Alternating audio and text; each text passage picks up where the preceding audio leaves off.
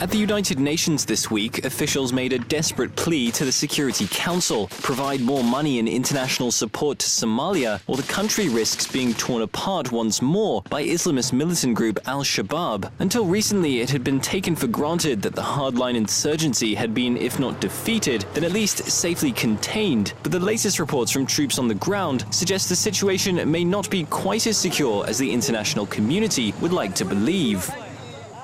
After 18 months of successful operations that uprooted al-Shabab from major cities, the campaign by AMISOM and Somali forces has in recent months ground to a halt. The AMISOM force commander told me that neither AMISOM nor the Somali army has the capacity to push beyond areas already recovered.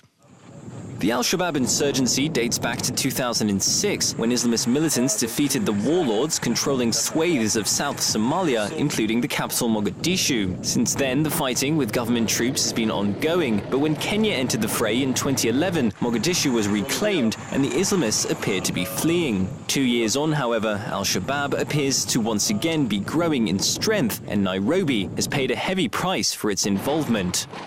Al-Shabaab is training and recruiting substantial numbers of frustrated, unemployed young men. There has been a surge in deadly attacks. Although weakened, the insurgency is still able to conduct terror operations, not only in its areas of control, but in Mogadishu and Kismayo and elsewhere, as we saw in last month's horrific attack on the Westgate Mall in Nairobi. The UN says there is an urgent need to resume and strengthen the military campaign against al-Shabaab. A joint UN-African Union review panel, meanwhile, recently suggested that the AU force in Somalia be increased nearly tenfold from 2,500 troops to 20,000. Such a boost in military strength could prove to be just the remedy to maintain stability and counter a tide of militant Islam, which appears to be on the rise once again.